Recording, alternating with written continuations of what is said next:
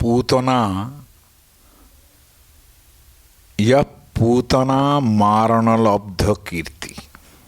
আমাদের বাংলার কবি শ্রীহর্ষ নৈষৎচরিত লিখছেন, ইয়হ पूतना মারণলব্ধ কীর্তি। টিকাকারেরা বলছেন যে এটাকে ভেঙে দিলে হবে একই কথা, ইয়হ पूतनामा রণলব্ধ কীর্তি। তাহলে পুতনাকে মারার ফলে যিনি লব্ধ কীর্তি, কীর্তি লাভ করেছিলেন, কিভাবে কীর্তি লাভ করেছিলেন সেটা একেবারে শেষে বলবো। আর যা পুতনামা, যার নাম মাত্রই পবিত্র, যে নামেই তাকে ডাকুন, রণলব্ধ কীর্তি। আবার যুদ্ধেও তিনি সর্বত্র কীর্তি লাভ করেছেন, যে যুদ্ধই করেছেন কোনোদিন হারেননি, এইটা। আর যে যুদ্ধ করিয়েছেন সেটাতেও হারেননি, এইটা হচ্ছে ব্যাপার। বরঞ্চ যিনি করিয়েছেন সেটাতেই তার কীর্তিটা বেশি আছে। মহাভারতের যে কুরুক্ষেত্র যুদ্ধ, তাতেই তার কীর্তি বেশি। অস্ত্র ধারণ করছেন না, কিন্তু যুদ্ধ হয়ে যাচ্ছে। যাই হোক, আমরা ছিলাম যে জায়গায়, সেই জায়গাটা খানিক পরিত্যাগ করব। অর্থাৎ কিভাবে নন্দ মহারাজ আর বসুদেবের কথোপকথন হচ্ছিল সেই গাছের তলায়, পরিবর্তন হলো এবং কংস সেই বালিকাকে হাতে নিয়ে আছাড় মারলেন এবং তিনি আকাশে উঠে দৈববাণী করলেন যে তোমার মৃত্যু নির্ধারিত আছে, এই অষ্টম গর্ভের যে সন্তান সেই তোমার মৃত্যু ঘোষণা করবে। দেখা যাচ্ছে যে ভাগবত পুরাণ এবং বালচরিত নাটকে, দুই জায়গাতেই, বালচরিত নাটকটা আরও ভালো রসিয়ে লিখেছে যে সেই সময়ে কংস খুব ফ্রাস্ট্রেটেড এবং তিনি দিদি বলে অজ্ঞান হয়ে গেলেন একদম।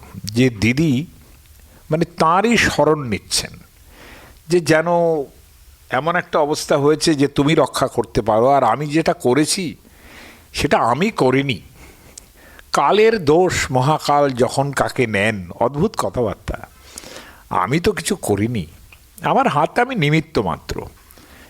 তোমার ছেলেগুলো মারা গেছে আমার হাতে, তুমি আমার দোষ নিও না, আর তুমি আমার দিদি, তুমি যদি আমার দোষ নাও আমি বাঁচব কী করে, ইত্যাদি ইত্যাদি। প্রচুর বড় বড় কথা কংস সেখানে বলছেন, তত্ত্বজ্ঞানও দিচ্ছেন, কালের কবলে যে পরে কি করা যাবে, তোমার ছেলেগুলিও মারা গেল। যাই হোক, খুব একটা। এবং দেখা গেল দেবকীও তাকে যথেষ্ট প্রায় পুত্র স্নেহে বললেন যে ঠিক আছে যাও, তুমি তোমার কাজ করো, ইত্যাদি ইত্যাদি। কিন্তু ঘটনা হচ্ছে, তো স্বভাব তো এইরকম ধরনের মানুষের মরলেও যায় না, মরার ভয় পাওয়ালেও যায় না। সেটা আমার মনে হয় যে যে কোনো রাজনীতিকই যারা থাকেন তাদের কোনো ভয় ডর থাকে না, যতক্ষণ পর্যন্ত তাদের রাজ্যপাট আছে। নরোত্তম দাস ঠাকুর বলেছেন না, যে রাজার যে রাজ্যপাট যেন নাটুয়ার নাট, দেখিতে দেখিতে কিছু নয়। ধনসম্পত্তি আজ আছে, কাল নেই, এটা তো একেবারে কালের নিয়ম, হয়, সবার জীবনেই হয়, উত্থান এবং পতন। যাই হোক, সেটা বড় কথা নয়। কথা হলো যে নন্দগোপ ফিরে আসলেন, বসুদেব ফিরে গেলেন, পরের দিন জয়ধ্বনি উঠল যে কৃষ্ণের জন্ম হয়েছে। আমরা এই জন্ম নিয়েও খুব বেশি, কারণ এত বেশি পরিমাণ যা যা হয়, একটা পুত্র সন্তান হয়েছে তাদের, যা যা হয়, এবং নন্দগোপের বয়স একটু হয়েছে, ফলে তো এই জায়গায় যা যা উৎসব আনন্দ হতে পারে আমি তার বর্ণনার মধ্যে যাব না। কিন্তু এটুকু তো বলতেই হবে যে ধেনুরাম নিযুতে প্রাদাত, মানে প্রায় নিযুত, অযুত লক্ষ নিযুত কোটি, এগুলো বাড়াবাড়ি কথা থাকে। অত মানুষই ছিল না হয়তো ব্রজভূমিতে, কিন্তু মানে বুঝতে হবে যে অনেক অনেক গরু দিলেন। বিপ্রেভ্য সমলঙ্কৃতে, অলঙ্কৃত করে গরু দিলেন। তিলাদ্রিন সপ্তরত্নৌঘ, 7-7টা পাহাড় প্রমাণ তিল দিলেন। এটা আমার কাছে সোশিয়াল একটা জায়গা থেকে ইম্পর্টেন্ট, যে আপনারা তো এটা বুঝবেন যে আগেকার দিনে তিল থেকেই তৈল, তখন তিলেরই তেল ছিল। আমরা ছোটবেলায় আমার বাবা খুব ভালো তেল এটা বলে একবার খাওয়ানোর চেষ্টা করেছেন, তার গন্ধে আমি মানে বহু দূরে চলে গেছি। এটা রান্নাবান্না করলে সেটা আর আমাদের ভক্ষ্য হয় না।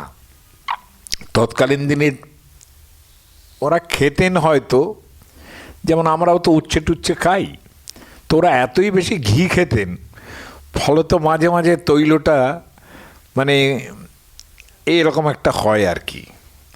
এর যেটা অভিজ্ঞান শকুন্তলে, মানে রাজা যখন অরণ্যবাসিনী শকুন্তলাকে পছন্দ করছেন, হ্যাঁ, তখন বলছেন যে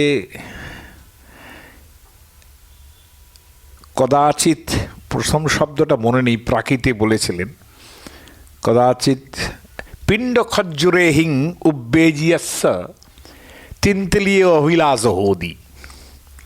এ কখনো কখনো পিণ্ড খরজুর, অর্থাৎ ধরে নেওয়া যাক এটা আফগানিস্তানের কিংবা ওই সব অঞ্চলের খেজুর, পিণ্ড খজ্জুর।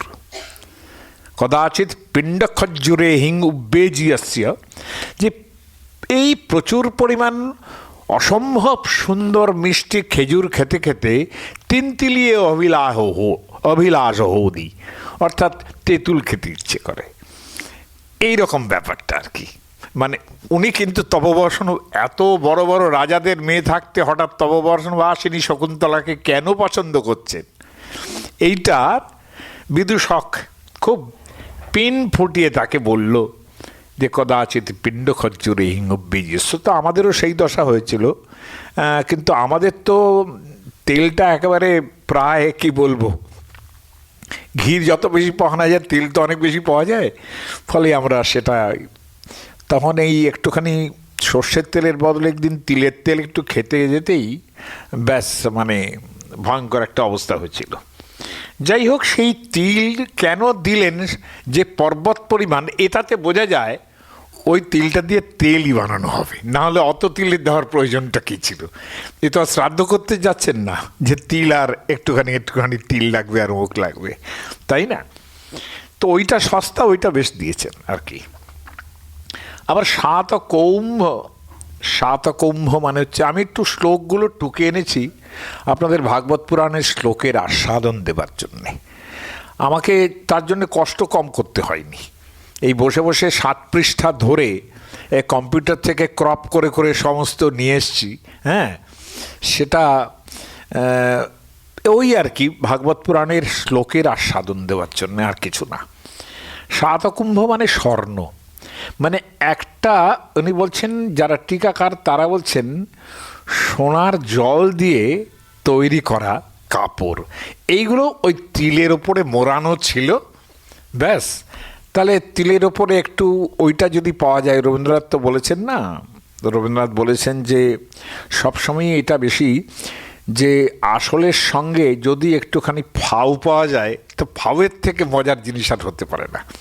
মানে ফাউতেই বেশি আনন্দ, আসলটা যে দিল, যতটা দিল তার উপরে যে একটু ফাউ, ওটাতেই গ্রাহকের বড় আনন্দ হয়। তো একটা সোনার বস্ত্র এরকমভাবে দিয়ে মোড়ানো পাহাড় প্রমাণ তিল তারা দিলেন। আর তা ব্রজ রমণীরা কী করলেন, তারা প্রচুর সেজেগুজে এলেন, প্রচুর সেজেগুলে যশোমতীর বাড়িতে এলেন, এবং এসে তা আশিসা প্রজঞ্জান আশ্চিরঙ্গ পাহিতি বালকে, ভগবান রক্ষা করুন এই বালককে চিরকাল। হরিদ্রাচূর্ণ তৈলাভি, তৈল এবং অদভি মানে হরিদ্রাচূর্ণ তৈলাবধি, অর্থাৎ কি না, হরিদ্রা হলুদ, তার গুঁড়ো, তৈল তার সঙ্গে তেল এবং তার সঙ্গে জল, এটা দিয়ে তো শরীর পরিষ্কার করা এটা আমাদের বহুকালের রীতি, এবং বিয়ে থার আগে তো প্রচুর হয় এগুলো। গায়ে হলুদ তো ছেড়েই দিলাম, কিন্তু অনেকেই করতেন, এককালে দেখেছি। সিঞ্চন্ত জনমজ্জাগু, প্রচুর পরিমাণ গায়ে মাখিয়েটাকে তারা প্রচুর পরিমাণ স্তুতিগান করলেন ভগবানের, যে ভগবান একে রক্ষা করুন। গোপা আর রাখাল বালকেরা যত আছে, কিংবা অন্যান্য যারাও কিছু আছে, মানে গয়লা যারা বয়স্ক, পরস্পর হৃষ্টা দধিক ক্ষীর ঘৃতাম্বুভি, দই দুধ, ক্ষীর মানে দুধ, এখানে ক্ষীর বলতে ঘন দুধ বুঝবেন না, ক্ষীর মানেই দুধ,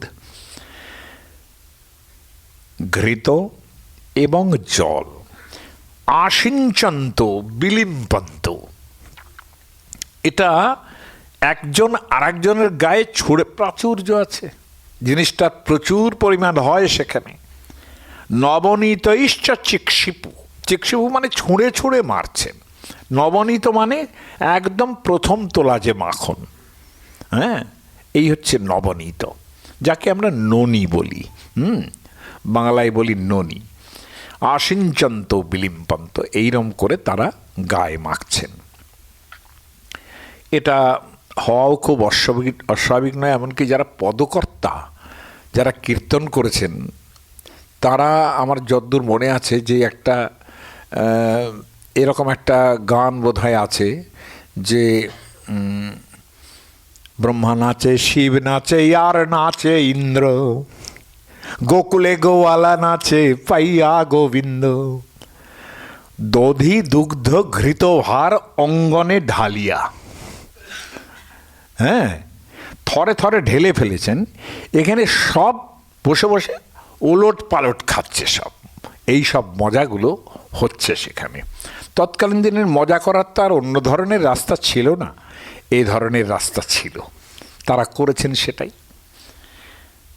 আর আমি এরকম দেখেছি বৈষ্ণবদের মঠে, যেদিন মহোৎসব হবে, যেদিন কীর্তন শেষ হলো, এরকম একটা দিন একদম ওই পুরো মন্দিরের সামনের যে একটা চত্বর থাকে, চাতাল, সেখানে জল ঢালতো, এবং প্রচুর পরিমাণ তারা বলতেন যে ভক্ত পদধূলি, এত যে ভক্ত পদধূলি পড়েছে, তাতে গা একেবারে ডুবিয়ে নিয়ে তারা করতেন। এটা আমি নিজের চোখে দেখেছি। যাই হোক, নন্দ মহামনাস্তেভ্য বাস অলঙ্কার গোধনম, তাদের কাপড় জামা দিলেন।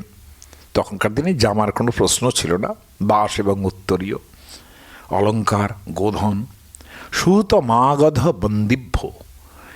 এটা আমার নিজের বারবার মনে হয় যে এটা যেহেতু রাজাদের সম্বন্ধে প্রচলিত, সুত মানে যারা কিন্তু রাজার কীর্তি গেয়ে বেড়ায়। দেখবেন যে মহাভারত আরম্ভ হচ্ছে যখন উগ্রশ্রবা সৌতি রোমহর্ষণী, রোমহর্ষণ সুত, সুত মানে সম্ভবত ক্ষত্রিয়াত ব্রহ্মকন্যায়াম, অর্থাৎ যে ক্ষত্রিয় একজন ব্রাহ্মণীকে বিবাহ করেছে, অর্থাৎ বামুনের মেয়েকে বিবাহ করেছে ক্ষত্রিয়। এটা তো প্রতিকূল, মানে প্রতিলোম অনুলোম, এটা জানেন তো যে গায়ের লোম যেরকম সমান হয়, বিয়েটা সেই রকমভাবে, মানে অনুলোম যদি হয়, তাহলে ব্রাহ্মণ, ক্ষত্রিয়, বৈশ্য, শূদ্র, এই চার জাতিতেই বিবাহ করতে পারেন। ক্ষত্রিয় পক্ষে ব্রাহ্মণটা বাদ, ক্ষত্রিয়, বৈশ্য, শূদ্র, বৈশ্যরা, বৈশ্য এবং শূদ্র, শূদ্রদের কোনো গতি নেই। যাই হোক, তারা আর ওপর দিকে বিয়ে করতে পারেন না, যদি হয় সেটা প্রতিলোম হবে। এক্ষেত্রে কিন্তু ক্ষত্রিয়াত ব্রহ্মকন্যায়াম, তার মানে এরকম ঘটতো। এবং শূদ্রের ব্যাপারেও যে ঘটতো না তা তো নয়, তাই না? অনেক অনেক এরকম ঘটেছে, সেগুলো সোশ্যাল ব্যাপার, সে নিয়ে কপচাতে গেলে মনুসংহিতা এসে পড়বে, কোনো দরকার নেই। কিন্তু সুত, এদের কাজ ছিল রাজা রাজরাদের কীর্তি গান করে বেড়ানো। মাগধ এরা ছিল সংকলক, সুতোর পজিশন আর একটু বড়। বস্তুত মাগধ যারা, কেন এটার নাম মাগধ হলো তা বলতে পারবো না, সম্ভবত মগধ দেশে চালু হয়েছিল, নাকি অন্য কিছু। এটা প্রথম মগধ দেশে চালু হয়েছিল। তখনকার দিনে পূর্ব ভারত মানে ভয়ঙ্কর ইম্পর্টেন্ট।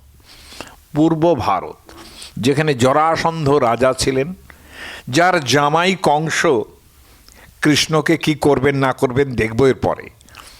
তার মানে জরাসন্ধ যখন ওখানে, তাহলে সেটা কতটা ইম্পর্টেন্ট, এবং কতটা ইম্পর্টেন্ট এইখানে বোঝা যাবে মগধ, যে পুরাণকারেরা যখন এই যে ভবিষ্যতে নন্দবংশের সময়ে যে পুরাণ রচনা হচ্ছে, আপনারা জানেন তো যে নন্দবংশ, ধননন্দ, মহাপদ্মনন্দ, এগুলো হিস্ট্রিতে পাবেন যারা অ্যানসেন্ট হিস্ট্রি পড়বেন একটুও। এবং নন্দ ভয়েই কিন্তু আলটিমেটলি আলেকজান্ডার শেষ পর্যন্ত যুদ্ধ করতে আসেননি এই দিকটায়। ওই কাশ্মীরের ওখান থেকেই ছানাপোনা সেলুকাসদের রেখে তিনি চলে গেলেন এবং রাস্তাতেই মৃত্যুবরণ করলেন। যাই হোক, যেটা অন্য কথা।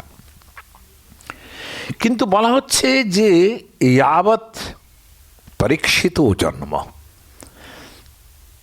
ইয়াবৎ নন্দাভিষেচনম, যখন পরীক্ষিতের জন্ম হয়েছে, পরীক্ষিত কোথায়? যখনকার কথা বলছি, কৃষ্ণের জন্ম হচ্ছে।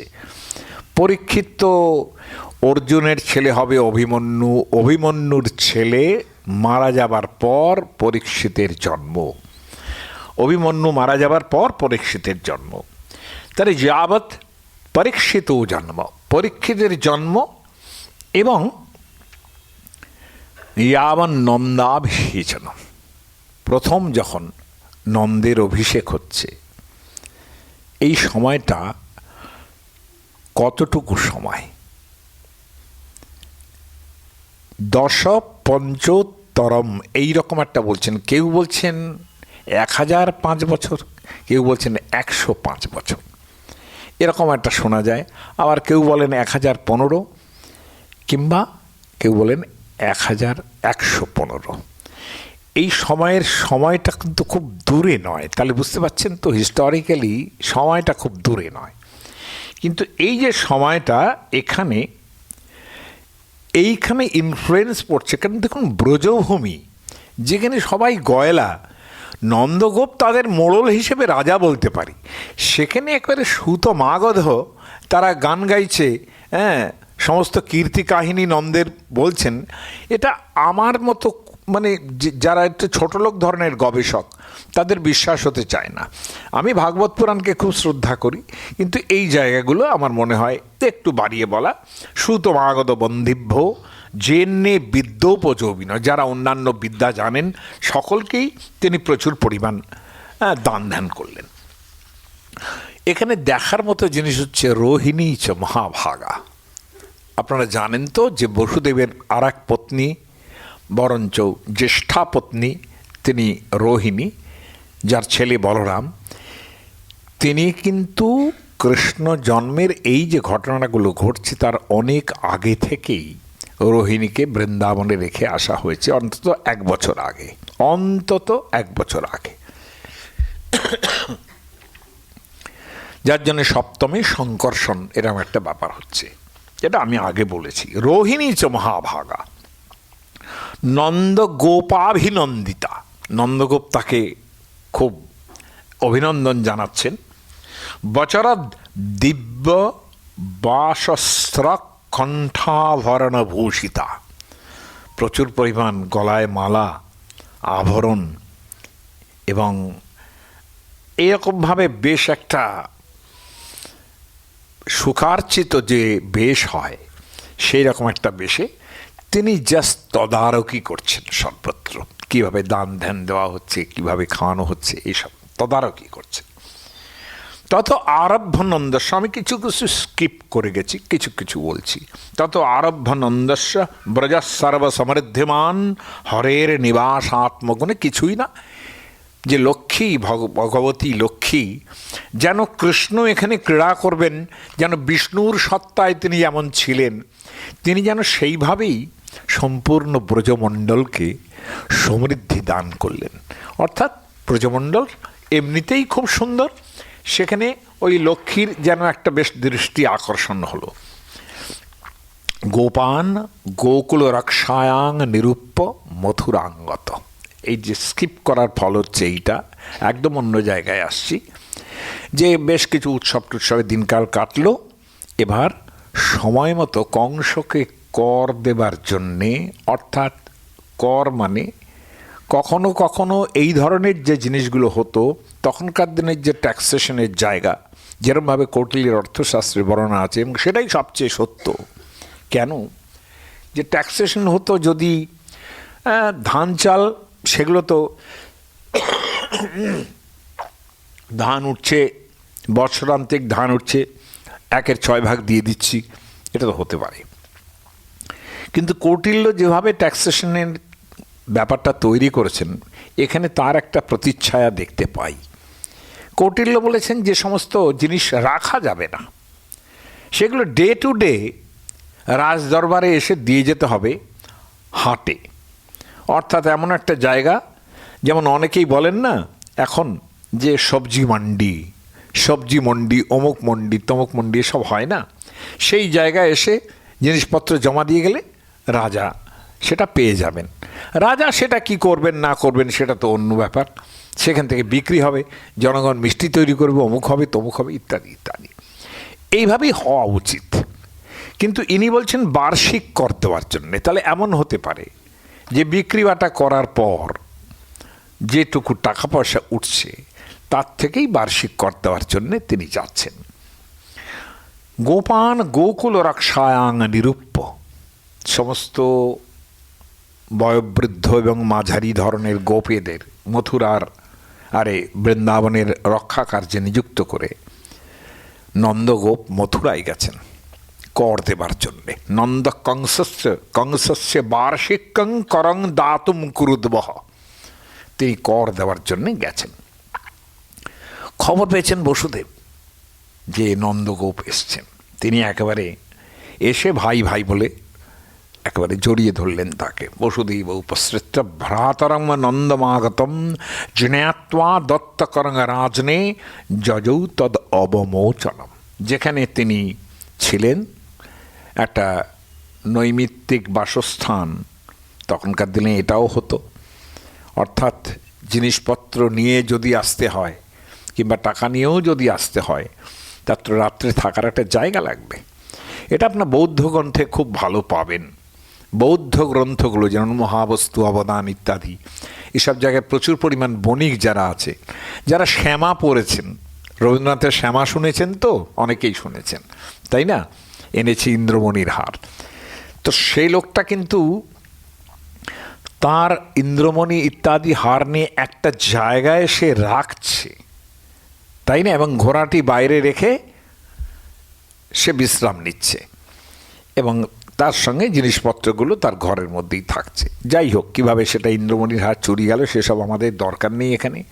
কিন্তু ট্যাক্সেশনের জায়গায় রাস্তায় যেগুলোকে বলা হতো বণিক পথ, এই বণিক পথের মধ্যে কিন্তু এই রকম বিশ্রামের ব্যবস্থা থাকতো। ফলে এখানে তো থাকবেই, কারণ গেলে পরেই সেই দিনই চলে আসাটা সম্ভব নয়। এখনও যদি আপনি দিল্লি যান, তাহলে সেখান থেকে যদি আপনি মথুরাতেও যদি একেবারে মূল মথুরাতেও যেখানে আছেন, সেখান থেকে বৃন্দাবন কিন্তু খানিকটা যেতে হয়। ফলে এত সোজা নয় যে একেবারে আপনি গেলেন আর চলে এলেন হাঁটা পথে, অত সোজা নয়। বসুদেব উপস্থিতি এসেলেন, জড়িয়ে ধরলেন, এবং ভ্রাতা কেন বলছেন তারও একটা সূত্র দিয়েছেন মানে পণ্ডিতজনেরা, যদি আমি তার মধ্যে এখন যাচ্ছি না।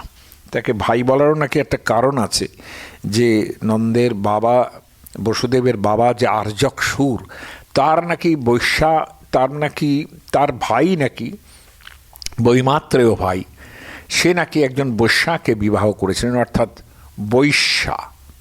বৈশ্য জাতীয়া একজন রমণীকে বিবাহ করেছিলেন, তারই ছেলে নাকি নন্দ। যাই হোক, সেসব দিকে তাদের ভাই ভাই বলার একটা ব্যাপার নিশ্চয়ই থাকবে। তং দৃष्ट्वा সহসোত্থায় দেহ প্রাণ বিভাগত, একেবারে বসুদেব এবং নন্দ দুজনেই দুজনকে দেখে অত্যন্ত খুশি হলেন, এবং একটা কথা বললেন আমাদের মানে নন্দ মহারাজ, এবং বসুদেব দুজনেই বললেন। বসুদেব প্রথমে বললেন তাকে দেখে, দৃষ্টিয়া ভ্রাত প্রবয়স, ভাগ্যমানী এটা যে তোমার একটু বয়স হয়েছে, যদিও ইদানিম অপ্রজস্যতি, এতদিন পর্যন্ত তোমার কোনো ছেলে ছিল না, প্রজাশায়া নিবৃত্তস্য, একটা সন্তানের যে না থাকার কষ্ট সেটা তো কেটে গেছে, অতএব সেই পুত্র হয়েছে তোমার, এটা আমার খুব ভালো লাগছে। একবারও বলছেন না ওটা আমার ছেলে তোমাকে দিয়েছি, না এটা বলছেন না। কচ্চিৎ পশব্যম, এইবার একটু চিন্তা ভাবনা করছেন। আছেন বটে বসুদেব মথুরায়, বলছেন ক্বচিৎ পশব্যম নিরুজম। তখনকার দিনে আপনারা জানেন, আমি বহুবার বলেছি যে পশু ছিল অন্যতম বার্টার সিস্টেমের, অর্থাৎ পশু দিয়ে জিনিসপত্র কিনতে হতো, তাই না? ক্বচিৎ পশব্যম নিরুজম, সমস্ত পশুরা তোমার ভালো আছে তো, ওই নাম যে যেখানে থাকে তার কুশল প্রশ্ন করে, তাই না? যিনি বিদ্যালাভ করছেন তাকে বলবেন অপি তপোবর্ধাতে, তোমার তপস্যা অর্থাৎ বিদ্যার তপস্যা চলছে তো, কুশল তো। এইরকম জিজ্ঞাসা করছেন, ভুরি অম্বু তৃণবুরিধম বিরুধম, প্রচুর পরিমাণ ঘাস টাস পাওয়া যাচ্ছে তো, জল পাওয়া যাচ্ছে তো ঠিক মতো, এবং লতা পাতা আছে তো যেগুলো গরু খায়, তাই না? বৃহৎ বনম তদধুনা যত্রা সে ত্বং সুহৃদবৃত, তুমি যেখানে থাকো শহৃদবর্গের সঙ্গে সেই জায়গাটা সব ঠিকঠাক আছে তো, ভালো আছে তো সব। এইবার বলছেন ভ্রাত মম সুত, আমার যে একটা ছেলে আছে ওখানে, বলরাম, শঙ্কর্ষণ তার কথা বলছেন। কঠিন মাত্রা সহ ভবদ ব্রজে তাতঙ্গ ভবন্তঙ্গ মন্নানো, এই যে তিনি আছেন তার মায়ের খবর নিচ্ছেন, রোহিণীর খবর নিচ্ছেন, এবং বলছেন সেই তোমার দ্বারা পালিত এবং রোহিণীর সেই যে ছেলে, সে মা সহ সে ভালো আছে তো, এবং তোমাকে বাবা বলে তো।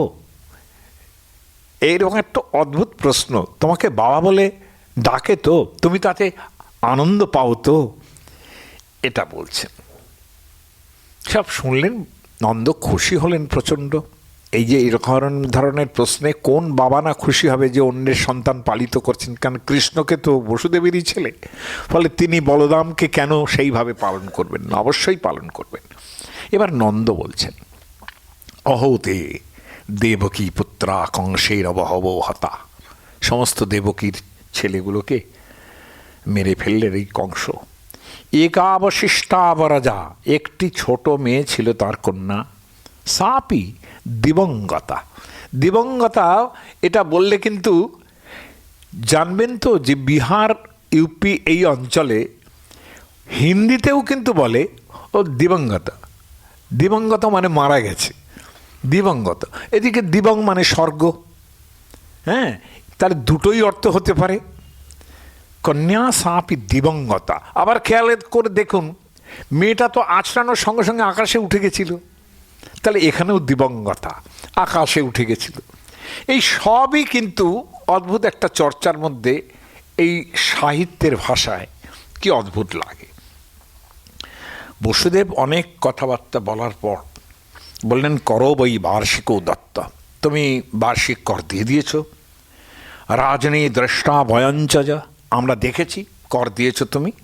নেহস্থেয়ম বহুতীর্থম, অনেক তিথি ধরে এখানে থেকো না। বহুতিথি, বহুতিথি, বহুতিথি হয়ে যেও না। দেখুন একটা তফাৎ আছে। আপনারা যাকে অতিথি বলেন তিনি কিন্তু অতিথি, তিনি তিথি মেনে আসেন না। আগেকার দিনে তাই হতো, এখনকার দিনে তো ফোনে অ্যাপয়েন্টমেন্ট করে আসতেন না লোকজন। আর এসে আমাদের বাড়িতে তো সেই রকম ছিল, সব যা অবস্থা ছিল জয় গৌর নিতাই নিতাই বলে এসে চলে এলো, 5 জন চলে এলো, কোনো ব্যাপার নেই। আর আমার মা জিজ্ঞেস করতেন আমার বাবাকে, কয় মূর্তি এলেন, বৈষ্ণবদের ভাষা, কয় মূর্তি মানে ভাত চাপাতে হবে তো, সেই বুঝে আবার রান্নাবান্না একটু করতে হবে। তাহলে অতিথির অবস্থা ছিল এইরকম, কোনো ঠিক নেই। অতিথি। ইনি বলছেন বহুতিথি। বহুতিথিটাকে আবার একটা তদ্ধিত প্রত্যয় করে শব্দ তৈরি করছেন, নেহাস্থিয়ম বহুতীর্থম, অর্থাৎ বহুতিথি এখানে কাটিও না, অতিথির মতোই তোমার থাকা উচিত। সন্ত উৎপাত আসছে গোকুলে। আমি খবর পেয়েছি কংস কিন্তু বসে নেই, অনেক উৎপাত কিন্তু তৈরি হবে গোকুলে। যেখানে তুমি আছো তুমি ফিরে যাও বাড়ি, দেরি করো না।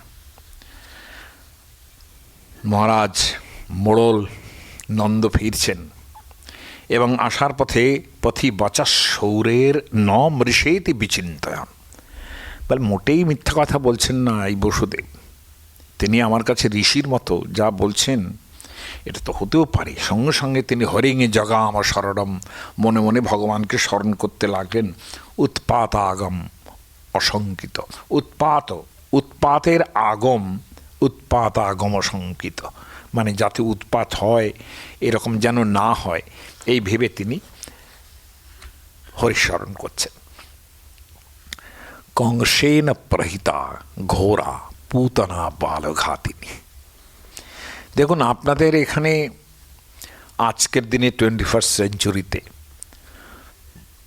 পুতনার গল্প কি শোনাবো ভাববেন, তো স্টোরি টেলিং হচ্ছে। হ্যাঁ, তুমি কি ছেলে ঘুম পাড়াচ্ছ এরকম মনে হবে, তাই না? কিন্তু আমি তো ভগবান লীলার বর্ণনা করতে এসেছি, ফলত তার বাল্যলীলার জায়গায় এই জায়গাগুলো বলতেই হবে। সেটা কতটুকু আপনাদের ভালো লাগবে না বলবে, এটা যেমন আমারও বিচার্য নয়, আপনাদেরও বিচার্য নয়। কিন্তু এটা জানি ভগবান কৃষ্ণ শিশুরূপে আছেন, তার লীলারও মাহাত্ম্য আছে, সেটা শ্রবণ করা ভালো। কংসেন প্রহিতা ঘোরা পুতনা বালঘাতিনী। বাচ্চা ছেলেদের মেরে ফেলে কিংবা চুরি করে নিয়ে যায়, এরকম লোক হচ্ছে পুতনা। শিশুংশকার নিঘ্নন্তি পুরগ্রাম ব্রজাদিষু। এই মহিলা মহাভারত কিংবা অন্যান্য জায়গা থেকে পরিচয় পাব পুতনা। তিনি নাকি কংসের ধাত্রী ছিলেন। এরকম ধাত্রী মানেই তাকে ধাই বলি যাকে আমরা, তাকে কিন্তু খুব বেশি বয়স্ক মনে করবেন না। সবসময় ভাববেন না যে তিনি সবসময় খুব বেশি বয়স্কের লোক হবেন, বেশি বয়সের লোক হবেন, যেমনটা আমাদের ক্ষেত্রে হতো। কিন্তু এও তো ঠিক, অনেক ধাত্রী ছিলেন, যথেষ্ট যৌবনবতী ছিলেন তারা, যারা নিজের মানে স্তন্যপান করিয়ে অপরের ছেলে রক্ষা করতেন। এরকম ধাই অনেক ছিলেন এবং তাদের বয়স যথেষ্ট কম, সন্তান ধারণ করছেন, হ্যাঁ, স্তন দুগ্ধ পান করাচ্ছেন, মানেই তাদের বয়স খুব বেশি হওয়ার কথা নয়। এখানে কংসের ধাত্রী ছিলেন যতই বলুন, কিন্তু আমরা দেখেছি এই ধাত্রীর শব্দ প্রয়োগ হয়েছে মহাভারতে। দ্রৌপদীকে যখন ডাকা হচ্ছে, এই বিরাট রাজা তিনি চন্দন মাখবেন গায়ে, তখন তাকেও কিন্তু যেমন সৈরন্ধ্রী বলা হচ্ছে, ধাত্রীও বলা হচ্ছে। মানে ধাত্রী তো শুধুমাত্র এই কারণেই নয়, বহুভাবে তারা ধারণ করেন আর কি। যাই হোক, এই যে পুতনা, একে নিয়ে রীতিমতো পণ্ডিতজনেরা, যারা পণ্ডিত, তারা প্রচুর পরিমাণ রিসার্চ করেছেন। আমি তো তার মধ্যে যাব না। এখানে রামকৃষ্ণ মিশনে ভাগবত পাঠ করতে এসেছি, সেসব ব্যাপারের মধ্যে গেলে পরে তো এখনই যদি বলি যে পুতনা শব্দটা একদম ইন্দো এরিয়ান শব্দ, এমনকি ইন্দো ইউরোপিয়ান শব্দও হতে পারে, যেখান থেকে এই পুতনা শব্দটা আলটিমেটলি পুতনার থেকে গ্রিক কিংবা ল্যাটিন এইসব জায়গা যেগুলোতে আছে সেখানে পুথেইন হয়েছে, এবং পুথেইন থেকে পুট্রিফিকেশন, মানে যেটা একটু পচা এইরকম ধরনের জিনিস এরকম হতে পারে, অর্থাৎ ঘা ঘা হয়ে গেছে এরকম ধরনের পুতনা এরকম হতে পারে। তার সেটার থেকে একটা অর্থ আবার তৈরি করেছেন, যাদেরই ঘা ঘা অর্থ হয় তারাই বেশ রাক্ষসী রাক্ষসী দেখতে লাগে, সেরকমও হতে পারে। আবার এমনও আছেন পণ্ডিত যারা জার্মান পণ্ডিত, তারা বিচার করে দেখিয়েছেন যে পুতনা এবং পাইথন এদের দুজনেরই একেবারে রুট কিন্তু একই জায়গায়। আশ্চর্য লাগবে শুনলে, কিন্তু সেই সব বড় বড় কথা এখানে কখনো না যায়, মানে বলতে হয় না। হ্যাঁ, আমরা বরং কৃষ্ণ লীলার যে পুতনা তাকে নিয়ে ব্যস্ত হই, সেটাই বরং ভালো হবে। হ্যাঁ, পণ্ডিতই তো অনেক জীবনে করেছি, আর করে লাভ নেই। আমারও বয়স হয়েছে, পণ্ডিতিগুলো খোঁচা দেয় মাঝে মাঝে। ওই জন্য আপনাদের একটু শোনালাম যে এরকম শব্দ, এমনই অবস্থা যে পণ্ডিতজনের অনেকে আবার বলেছেন যে এই পুতনা থেকেই পরবর্তীকালে একদম লৌকিক শব্দ হিসেবে পেচোয় পাওয়া বলে, যাদের খুব অল্প বয়সে বাচ্চা মারা যেত তাদের বলতো পেচোয় পেয়েছে। এই এত অল্প বয়সে কৃষ্ণের পুতনা এসেছেন থেকেই কিন্তু এই পুতনা থেকে পেচোয় পাওয়া, রাক্ষসী ধরেছে, হ্যাঁ, ভূত প্রেত ধরেছে, এই সব ব্যাপারগুলো। পেচো তো পিশাচ, তাই না? তাহলে এই যে পিশাচিনী, সেই কিন্তু পুতনা। হ্যাঁ, পেচোয় পেয়েছে, অল্প বয়সে চলে এসছেন তিনি। আসলে তিনি এমন কিছু বয়স তার বেশি হবে বলে আমি মনে করি না। কংস তাকে পাঠিয়েছেন এবং তিনি যথেষ্ট সুন্দরী বলে আমি মনে করি। কিন্তু ভাগবত পুরাণ তো ছাড়বার পাত্র নয়। হ্যাঁ, এবং তারা কেন রাক্ষসী ফাক্ষসী বলবেন না, বলারই সময়, তাদের তো বলারই কথা। এবং সে সুন্দরীর রূপ ধারণ করল। যদিও হরিবংশ কিংবা বিষ্ণু পুরাণে এই সুন্দরীর রূপ ধারণ করলো এটা বলেনি। তারা অ্যাজ ইট স্ট্যান্ডস যেমনটি পুতনা ছিলেন, এক রমণী তিনি এসেছেন, এইটা এর মধ্যেও একটা সত্যতা থাকতে পারে।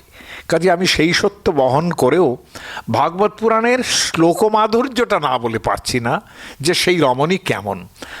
আমি বোধহয় এটা বাংলা না বলাই ভালো। বাংলা বলতে গেলে তো বেশি ব্যাখ্যা হয়ে পড়বে এবং আপনারা ভাববেন যে এই যৌবনবতী রমণীর সুযোগ পেয়েছে, ব্যাখ্যা করতে আরম্ভ করছে।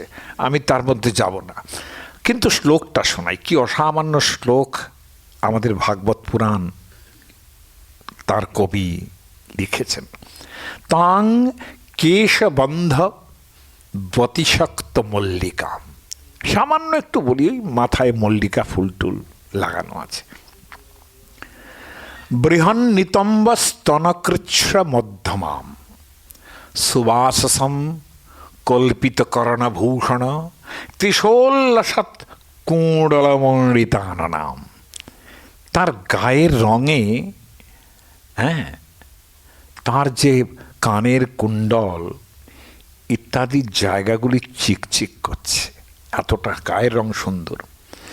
তার মানে ব্যাপারটা পরবর্তীকালের পদাবলীরা, কবিতা যারা লিখেছেন তারা বলছেন যে সোনার হাতে সোনার কাকন, কে কার অলঙ্কার, তাই না? সোনার হাতে সোনার কাকন যে পড়েছে, এটা কাকনের অলঙ্কার হাতটা, না হাতের অলঙ্কার যে কাকন? এসব শব্দ লিখছেন কিন্তু কবিরা, কাজে এখানেও তার ব্যতিক্রম হয়নি। আর রবীন্দ্রনাথ তো কাকন পেলে কি হবে, বাজলো কখন তোমার কাকন কিঙ্কিনিতে, কল্পনাটি গেল ফাটি হাজার গীতে, তার গান গাওয়া শুরু হয়ে যাবে। তাহলে কোথায় কাকনের যে কী ধরনের উল্লেখ, আমি আর সেই সব কাকনের বর্ণনায় যাচ্ছি না। মনোরমা অর্থাৎ বল্গু। বল্গু মানে, বল্গু কথাটা বহু জায়গায় বহুভাবে ব্যবহৃত হয়েছে, এখন সেটা বলছি না। বল্গু স্মিতাপাঙ্গ অপাঙ্গ। অপাঙ্গ মানে চকিত হরিণী দৃষ্টিপাত। বল্গু স্মিতাম ঈষৎ হাসি, বেশি হাসি নয়। স্মিত মানে তাতে দাঁত একটু দেখা যেতেও পারে, নাও পারে। বল্গু স্মিতাপাঙ্গ বিসর্গ বিক্ষিতৈর মনোহরন্তিং বনিতাং ব্রজৌকসাম অবংসতাম ভোজ করেন রূপিণীম। পদ্মের মতো তার হাত দুখানি। গপ্পশ্রিয়ম দ্রষ্টুমিবাগতাং পতিম। যেন যেন লক্ষ্মী এসেছেন ধরাতলে, এমন সুন্দর তার। এবং লক্ষ্মী যেন তার স্বামী বিষ্ণুকে দেখতে এসেছেন বলে মনে হচ্ছে। মানে কৃষ্ণও তো বিষ্ণুর স্বরূপ, তাহলে লক্ষ্মী যেমন স্বামীকে দেখতে এসেছেন, এ কেমন লক্ষ্মী জানি না, এটা এমন লক্ষ্মী সেজে এসেছে। ভাগবত পুরাণ তাই বলছেন। আমরা মনে করি সে একজন সুন্দরী রমণী এসেছেন, যিনি যশোমতী কিংবা রোহিণীর বয়স্ক, তিনি এসেছেন। এবার বালগ্রহ অর্থাৎ বাচ্চা ধরে বেড়ায়, বালগ্রহ স্তত্র বিচিন্বতী শিশুন যদৃচ্ছয়া নন্দগৃহে সদদন্তকম। দেখুন খেয়াল করে শব্দটা কীরকম লাগাচ্ছেন, যদৃচ্ছয়া নন্দগৃহে সদন্তকম। বলছেন বালগ্রহ এই পুতনা বিচিন্বতী, নানান শিশু খুঁজতে খুঁজতে, কোনো শিশুই খুঁজছেন না, কৃষ্ণকেই খুঁজছেন, কোথায় আছে সেটা। যদৃচ্ছয়া নন্দগৃহে অসদন্তকম, অসৎ লোককে যিনি তার অন্তক মেরে ফেলতে পারেন, সেই রকম বালকের কাছে ওয়ালং প্রতিচ্ছন্ন নিজোরু তেজসম দদর্শ তল্পে অগ্নি। দদর্শ তল্পে, তল্প মানে হচ্ছে বিছানা, দদর্শ তল্পে অগ্নিম মানে বিছানার উপরে দেখলেন অগ্নিমিবাহিতং ভসি, মানে ভস্মাচ্ছাদিত অগ্নির মতো সেই বালককে দেখতে পেলেন, যে বালক অসদ অন্তকম, অসৎ লোকের অন্তক জম। এটা পুরাণকার তার নিজের ভার্সন দিচ্ছেন, তাই না? আমি বোঝাতে পারলাম তো? আচ্ছা, বিবুদ্ধতাং, এইখানটা হচ্ছে আমার সামান্য একটু বক্তব্য থাকবে। বিবুদ্ধতাং বালক মারিকাগ্রহম চরাচরাত্মা সন্নিমিলিতেক্ষণ।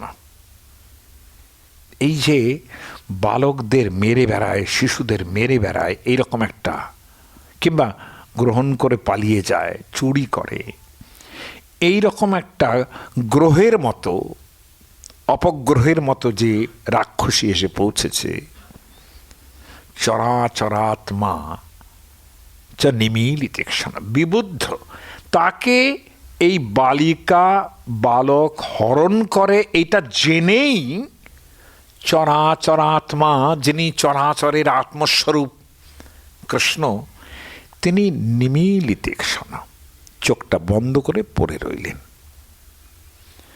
আমার বক্তব্য, তিনি লীলা বিগ্রহ, তাই না? লীলা বিগ্রহ। যোগমায়া তার সমস্ত ঈশ্বরত্ব লুকিয়ে রেখেছেন, ঐশ্বর্য দেখানো যাবে না। তৎসত্ত্বেও দেখছি চরাচরাত্মা, একে বুঝেই যে রাক্ষসী বালগ্রাহিনী ছেলে ধরে বেড়ায়, এই রকম লোকটিকে দেখেই তিনি চক্ষু নিমীলিত করে রাখলেন।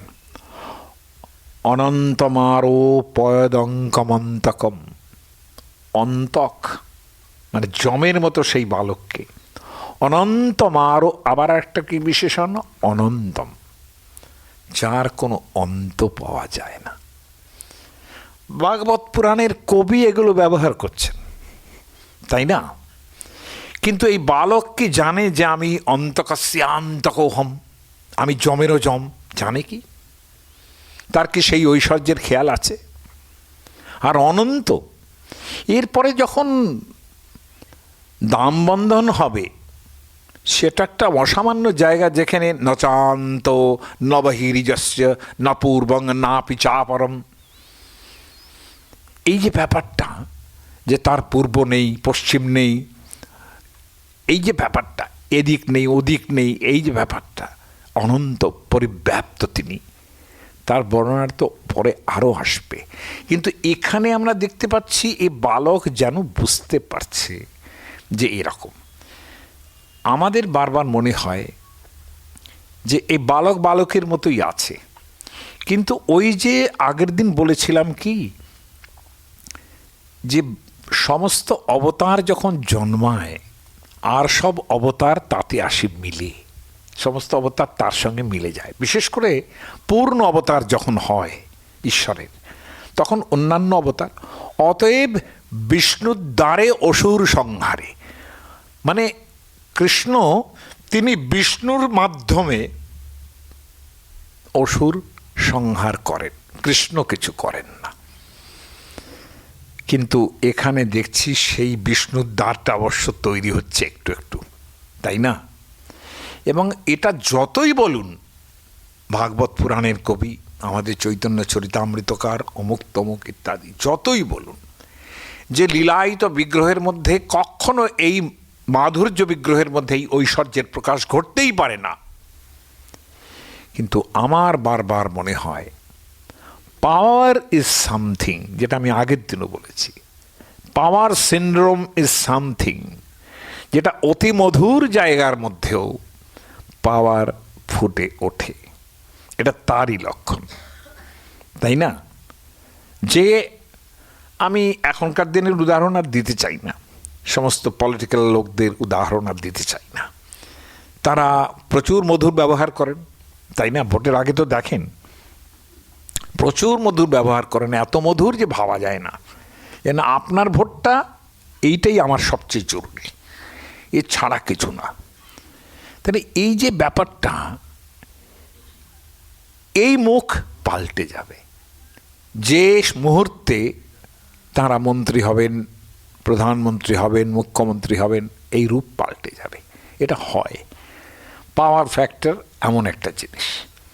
আবার তখনও তার মাধুর্য থাকবে, বিশিষ্ট মাধুর্য থাকবে কারো কারো প্রতি, কিন্তু কারো কারো প্রতি থাকবেও না, তাই না? তো এটা পাওয়ার সিন্ড্রোম। ফলত এখানেও অনন্তম আরো পয়দঙ্কমন্তকম, অন্তককে তিনি কোলের উপরে শোয়ালেন এবং সেইটার সঙ্গে উপমা দিচ্ছেন খুব অসাধারণ, যথোরগম সুপ্তম বুদ্ধিরজ্জুধি। ঠিক যেমন সর্পে রজ্জুভ্রম হতে পারে, সেমনি রজ্জুতেও কিন্তু সর্পভ্রম হতে পারে, তাই না? অনেক সময় এরকম তো হয় যে একটা হঠাৎ করে একটা পোকা আপনি হাতে ধরে ফেলেছেন, দেখলেন নরম নরম, বুঝলেন পোকা, তারপর ছেড়ে দিলে উড়ে চলে গেল। এরমও তো হয়। সবসময় যে একই রকম হয় তা তো না।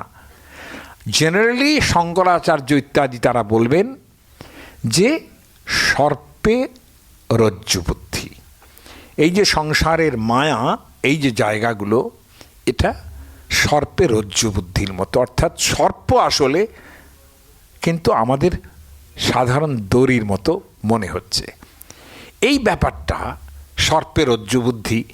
এখানে এই যে অন্তকের অন্তক একটা লোক, তিনি একদম ছোট্ট একটা রূপ ধারণ করে আছেন শিশুর মতো, তাকে অনন্তমারো পয়দঙ্কমা, অনন্তমারো পয়দঙ্কম, অনন্তমারো পয়দঙ্কমন্তকম, এত অনুপ্রাস আছে এখানে না, এবং এত সন্ধি, যার ফলে শ্লোকের উচ্চারণ গোলমাল হয়ে যায়। অনন্তমারো পয়দঙ্কমন্তকম, এই যে অন্তক, তাকে অঙ্কে ধারণ করলেন, কোলে নিলেন, যথোরগম সুপ্তম বুদ্ধিরজ্জুধি, সাপ ঘুমিয়ে আছে, তাকে জাস্ট একটা পড়ে থাকা দড়ির মতো কোলে নিয়ে নিলেন পুতনা। তাং তীক্ষ্ণ চিত্তাম অতি বাম চেষ্টিতাম।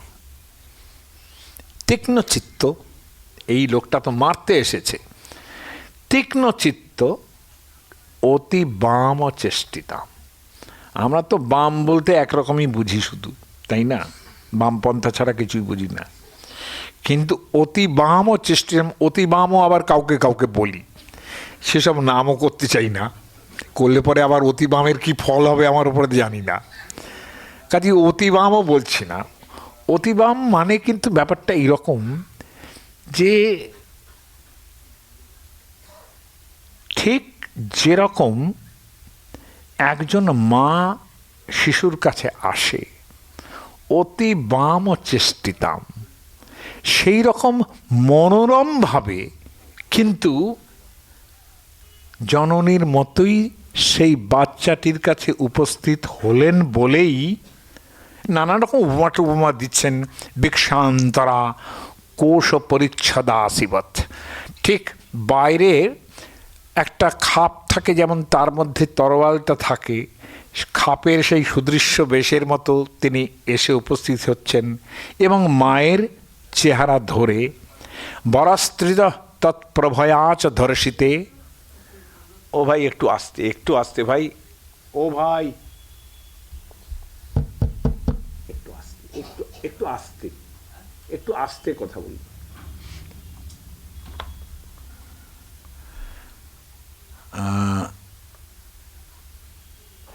বরস্ত্রিয়ম তৎপ্রভয়াচ ধর্ষিতে নিরীক্ষমানে জননী ইয়তিষ্ঠতা। সেখানে রোহিণী রয়েছেন, যশোদা রয়েছেন, তারা একে দেখছেন, কিন্তু ন নিবারয়ামাসু, তারা কেউ তাকে বাধা দিলেন না। যেহেতু গ্রামেগঞ্জে এরকম হয়ই, তাই না? একজন এসো শিশুটাকে আদর করে চলে গেল, হতেই পারে, হ্যাঁ। আর সরল জীবন এদের, সেই রকম দেখেই তারা বারণও করছেন না, তারা দেখছেন যে এলো। তসমিন, এবার কি দাঁড়াচ্ছে? তস্মিন স্তনং দুর্জরবীর্যমূল্যনম ঘোরাঙ্কমাদায় শিশোর দদাবথ গাঢ়ঙ্করাভ্যাম ভগবান প্রপীড্যরৎ প্রাণৈ সমং রোষ সমন্বিত পিবৎ। বলছেন সেইখানে এসে তাকে বিষমিশ্রিত স্তন্য, অর্থাৎ তার স্তন্যে বিষ মাখানো আছে, সেই অবস্থায় সেই দুর্জরা বীর্যমল্লনম, ভীষণ উগ্র বিষসম্পন্ন, উগ্র বিষসম্পন্ন কে দিচ্ছে? ঘোরা। আর অন্য শব্দ উচ্চারণ করছেন না। ঘোরা মানে ভীষণা, অর্থচ বাইরে নয়, ভেতরে ভেতরে ভীষণা। তিনি তাকে কোলে নিয়ে শিশুকে দুগ্ধপান করাচ্ছেন। সঙ্গে সঙ্গে গাঢ়ঙ্করাভ্যাং ভগবান প্রপীড্যতৎ। যেহেতু শিশু স্তন্যপান করার সময় সবসময় স্তন্যটি ধরে থাকে, সেইভাবেই যেই না ওই পান করাচ্ছেন শিশুটি স্তনে হাত দিল, প্রাণৈ সমং রোষ সমন্বিত পিবৎ। এতটাই তার ভেতরের যে রাগ, যেটা একেবারে সুপ্ত সর্পের মতো যিনি শুয়েছিলেন, হ্যাঁ, তিনি প্রাণৈঃসহ, অর্থাৎ তিনি দুগ্ধের সঙ্গে তার প্রাণটিও আকর্ষণ করে নিলেন, অর্থাৎ তার প্রাণটিও চলে গেল। খুব অল্প কথায় কথা বলে দিয়েছেন। দুগ্ধ পান করার সঙ্গে সঙ্গে তার প্রাণটিও দুগ্ধস্বরূপেই পান করে ফেললেন। সা মুঞ্চালমিতি প্রভাসিনী, আর ছাড়ো ছাড়ো আমাকে, নিষ্পীড্যমানা অখিল জীবমর্মণি, অন্তরেতে একেবারে মরে যাচ্ছি জ্বালায়। বিবৃত্ত নেত্রে চরণৌ ভুজৌ মুহু প্রস্বিন্ন গাত্রা ক্ষিপতিরুরোদ। সঙ্গে সঙ্গে তার চোখ দুটো বিস্ফারিত হয়ে গেল একদম। হাত পা ছাড়তে ছাড়তে, ঘামতে ঘামতে, নিশাচরিত্থম বথিতস্তনাভ্যসু, বি অসু, অদন্তস্বয় হ্রস্বৌ, আমি আপনাদের বলেছি অনেকবার, মানে হচ্ছে প্রাণ। অসু, আমরা বলি না তিনি গতাসু হয়েছেন, অর্থাৎ তিনি মারা গেছেন। ব্যসু, বিগত অসু যস্য অথবা যস্যা, অর্থাৎ যার প্রাণ চলে গেছে। নিশাচরিত্থম বথিতস্তনাভ্যসুর ব্যাদায় কেশাংশ্চরণৌ ভুজাবপি, বিশাল হাঁ করল একটা। চরণৌ ভুজাবপি, চরণ ভুজ অর্থাৎ হাত পা ছুঁড়ে, প্রসার্য গোষ্ঠে নিজরূপমাস্থিতা বজ্রাহত বৃত্র ইবা পতন নৃপ। এটা তো পরীক্ষিতকে শোনাচ্ছেন, ওই জন্য নৃপ, হে নৃপ। এইরকম ঘটল যে রাক্ষসী তার নিজের রূপ ধারণ করে বাইরে গোষ্ঠে, মানে ওই যে জায়গাটা, বাইরের যে জায়গাটা, সেই জায়গাটা বিশাল যে বনভূমি যেখানটা আছে সেইখানে পড়ল। ভাগবত যেরকম পুরাণ বর্ণনা দিয়েছেন, যেরকম তাতে মনে হবে যে রাক্ষসীর রূপটা 6 ক্রোশ জুড়ে পড়েছিল, হ্যাঁ, এবং এরকম ধরনের ব্যাপার ট্যাপারগুলো হয়েছে। আমি ঠিক এতটার মধ্যে যেতে চাই না। আমি মনে করি যে তিনি মারা গেছেন, এই আর কি। এবং যেটা আমাদের কাছে ইম্পর্ট্যান্ট, ওয়ালঞ্চ তস্যা, আমি শ্লোক কিছু বাদ দিচ্ছি, এই শরীরের কিভাবে হলো টলো সেগুলো খুব সুন্দর বর্ণনা আছে, কিরমভাবে আর কি ছড়িয়ে টড়িয়ে পড়লো, গাছপাতা নিয়ে সমস্ত, মানে অনেকটা ঘটোৎকচের মতো। ঘটোৎকচ পড়ছে, তাতেও কুরুসৈন্য মারা যাচ্ছে। ঘটোৎকচ যেই পড়ল, মারা যাওয়ার পর পড়ে গেল ঘটোৎকচ, সেখানে শত শত হাজার হাজার কুরুসৈন্য তাদের তলায় পড়ে মারা গেল, চাপা পড়েই মরে গেল। এই হচ্ছে অবস্থা। যারা যুদ্ধ করতে এসেছিল যারা চাপা পড়ে মরে গেল। যাই হোক, এইরকম ব্যাপারটা ঘটছে আর কি। এখানে সৈন্যটন্য ছিল না, কিন্তু গাছপালা সমস্ত পড়ে গেল। হ্যাঁ, এখন ব্রজের সমস্ত লোকেরা ভয় পেয়ে গেল একদম। ওয়ালঞ্চ তস্যা, কিন্তু বাচ্চাটাকে কি দেখলো? ওয়ালঞ্চ তস্যা উরসি ক্রীড়ান্তম অকুতো ভয়ম, তার কোনো ভয়ও নেই, কিছুই নেই। সেই তার বুকের ওপরে সে বাচ্চাটি বসেই আছে। গপ্পস্তূর্ণং সমভ্যেত্ত জগৃহুর জাত সম্ভ্রমা, তারা ভীষণ ভয় পেয়ে এসে তারা কোলে তুলে নিলেন একজন, কৃষ্ণকে তারা কোলে তুলে নেন। তখনও কৃষ্ণ নাম হয়নি, কিন্তু নামটা কৃষ্ণ তখনও হয়নি, আমরা কৃষ্ণ বলছি। তো কোলে তুলে নিলেন। এখন আমি, বাবা হয়ে গেল,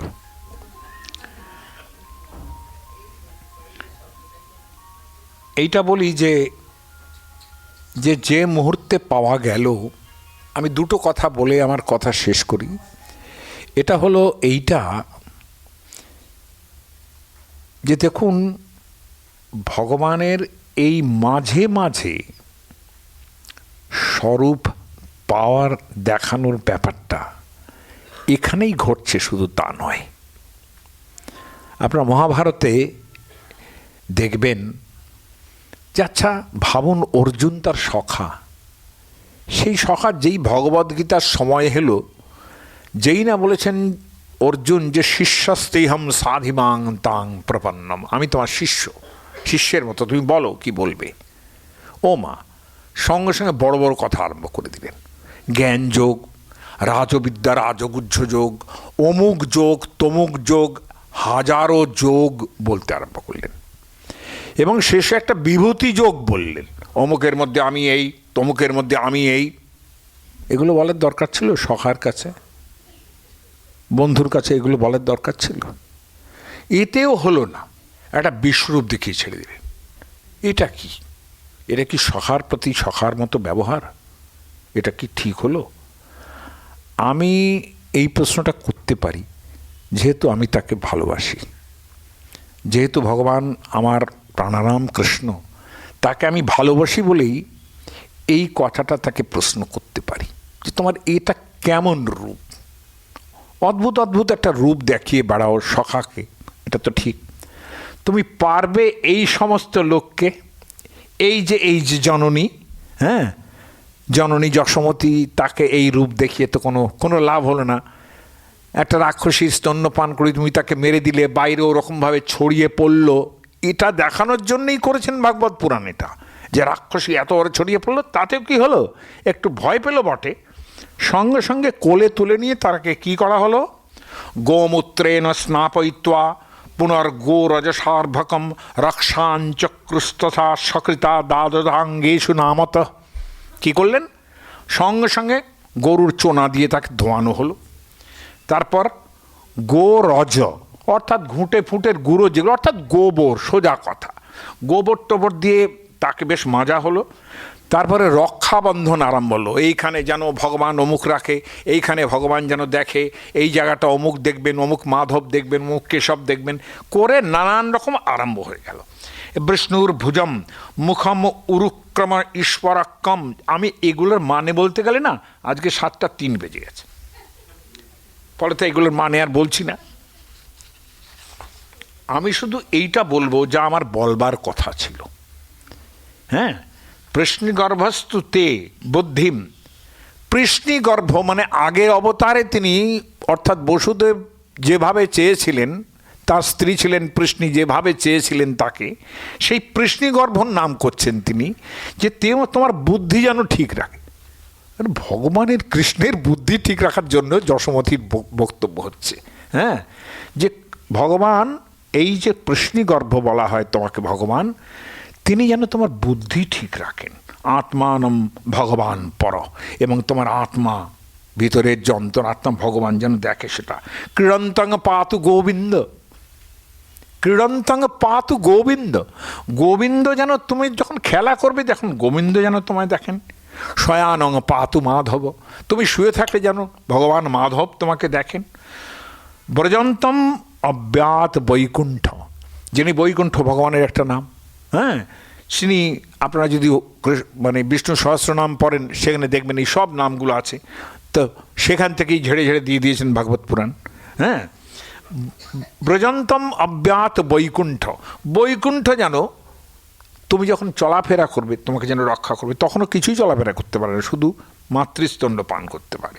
আশীনং ত্বাং শ্রিয়াপতি, ভগবান বিষ্ণু শ্রী লক্ষ্মীর যিনি পতি, তুমি বসে থাকলে যেন তিনি রক্ষা করেন। তার মানে এমন কোনো অঙ্গ ভঙ্গিও বাদ গেল না যেটা রক্ষা করার জন্য দেবতাকে নিযুক্ত করা হলো না। বুঝতে পেরেছেন?